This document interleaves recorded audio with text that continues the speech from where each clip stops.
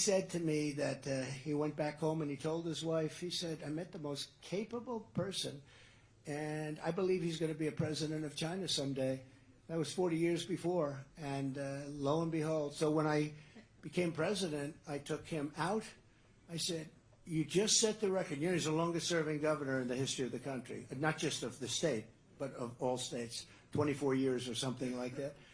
I said, you've broken the record. How about doing the following? Why don't you become ambassador to China? You'll be friendly with President Xi. That makes sense to me and all that. And he did. He did a very good job. But because of that, Kim Reynolds was the lieutenant governor. She became governor, and that was fine with me. Then an election was coming up. And generally speaking, when people get put into a position like that, they lose in politics for whatever reason. It's like if you look back at the history books, when a governor appoints himself senator, which happens, they very rarely win. I think they almost never win because people don't like that. But she was, now she was the governor and doing nicely. She was doing fine, you know. It was not that difficult. This state is not that difficult. And it's a great state with great people. But she became the governor, and then she called me. She had a big problem. She was running against a very wealthy man, I believe a farmer, handsome man, they said. Handsome, good-looking, wealthy, had everything, Democrat, and he was way up in the polls, and he was going to win. And I came in, I did a big rally, I did a big endorsement of her, I fought like hell, and she ended up winning, right?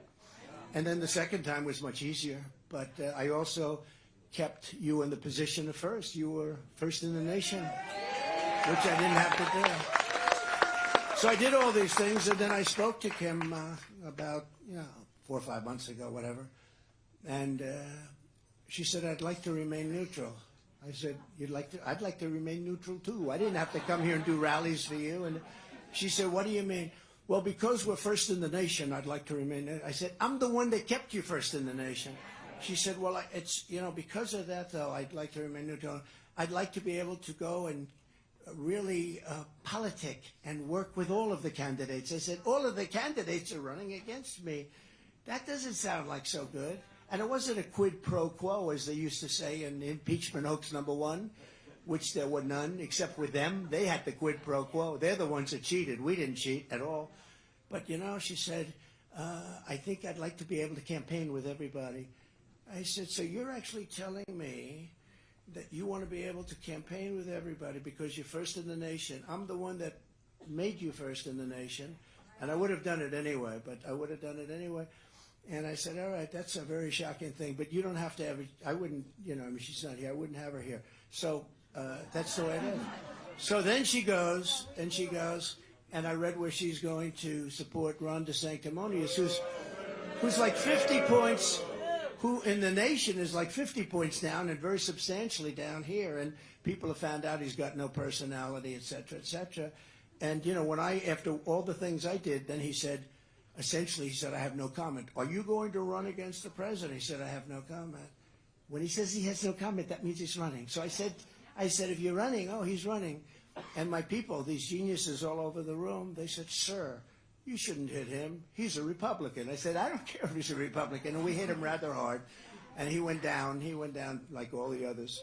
So he went down, and it was one of those things. But she said she's going to endorse him because he worked very hard. Now, how do you endorse somebody that's 40 or 50 points down? There's got to be something there. So I'm not, now I can only tell you this, and I have nothing, that was her choice to do this, but I believe in loyalty.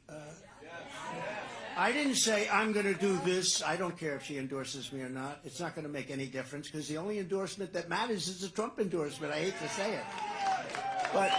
But when somebody does that, that's a lack of loyalty. And my people all told me, sir, don't bring up a story like that because I'm just doing this now because we're all working for the same thing. We want to win this election. We're going to take back our country. But they said, sir, people don't care about loyalty. I said, I think they do. And I've been right because here's what happened. 6, 7 months ago, she was the most popular governor in the country. Do you know where she is now? Last. She went from most popular governor in the country to the least popular, and he's right down at the bottom, too. So she went from the most, and I was even surprised to see this, but she went from the most popular governor in the nation to the least popular governor in the nation Same chart, same poll, very respected, everything else. It's shocking. But look, I wish her well. I mean, to me, I got along with her great. I did a lot for your state with your, all your breakage, all your floods. You had so many floods I've never seen. I think you had record floods. We took care of Iowa better than any president ever, including the ethanol. But all of the problems that you were having with the heavy rain and the heavy falls and the breaking dams and everything else, we took care of everything. So you really like to be shown some support when that happens, right? I don't think that's abnormal. And I mean, she's supporting a guy that fought ethanol. He fought your Social Security. He fought Medicare. He wanted to raise Social Security up to 70, and he fought against Social Security. But he also fought ethanol because that's very personal to you, and he fought it very hard. And he fought the farmers, the farm bills and everything else. I did just the opposite. By the way, with China, I got the farmers $28 billion from China. I went to Sonny Perdue, the Secretary of Agriculture, our secretary, did a good job. I said, Sonny, the farmers in our country have been treated very badly by China. You all, most of you that are in the business know that. And I said, what kind of damage have they done over the last 4, 5, 6 years? And he came back the following day. He said, about $28 billion. I said, okay, China's going to pay him. And I took it out of the tariffs. I gave the farmers. Any farmer here get checks from me? Because, right? Yeah. A lot of jobs, too. Remember I said to everybody, because the farmers were very loyal, they stuck. I said, we're going to go through a nasty process with China. They're not going to want to buy. They're not going to, all of the different things. I said, we're going to go through this process. Just be loyal. We're going to win, but you have to stay loyal. And they were unbelievable. I watched, as I think NBC Today Show, if you can believe it. I don't know what I was watching it for. But they interviewed a farmer, and he was having a hard time. During the administration, very beginning, he said, no, but President Trump is doing right. China stopped buying.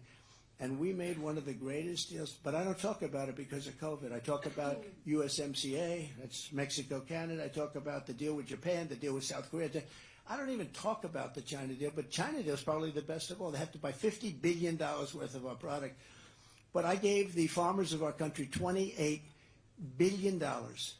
And I said early on, because I knew we were going to win the negotiation. It wasn't even that tough, frankly. But nobody else did it. Bush didn't do it, and Obama didn't do it. Nobody cared. Nobody fought for the farmer. I fought for the farmer.